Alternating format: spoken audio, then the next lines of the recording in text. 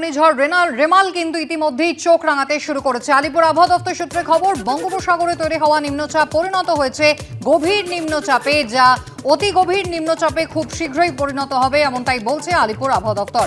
আগামীকাল ষষ্ঠ দফা নির্বাচন রয়েছে, আর তারপরই কিন্তু এই গভীর নিম্নচাপের সম্ভাবনা রয়েছে। রেমাল আছড়ে পড়তে পারে, এমনটাই আশঙ্কা করছে আলিপুর আবহাওয়া দপ্তর। আমরা ওল্ড দীঘাতে রয়েছি এবং ইতিমধ্যে ওল্ড দীঘায় যেহেতু আগামীকাল নির্বাচন রয়েছে এবং তাতে কিন্তু কম সংখ্যকই পর্যটক দেখা যাচ্ছে। ইতিমধ্যে তুমি দেখতে পাচ্ছ সিভিল ডিফেন্স এবং ডিজাস্টার ম্যানেজমেন্টের তরফ থেকে নজরদারির যে প্রক্রিয়া, সেই প্রক্রিয়াও চালানো হচ্ছে। এবং যেটা জানা যাচ্ছে আবহাওয়া দপ্তর সূত্রে, যে 26শে মে 100 কিলোমিটারেরও বেশি গতিবেগে রিমাল বাংলাদেশ এবং পশ্চিমবঙ্গ উপকূলের কোনো একটি মাঝামাঝি কোনো একটি জায়গায় আছড়ে পড়ার একটা সম্ভাবনা, জলস্তর বাড়তে পারে আজকে থেকেই, এমনটাও একটা সম্ভাবনার কথা বলা হয়েছিল এবং সেই জন্য মৎস্যজীবীদের ফিরে আসার জন্য বলা হয়েছে।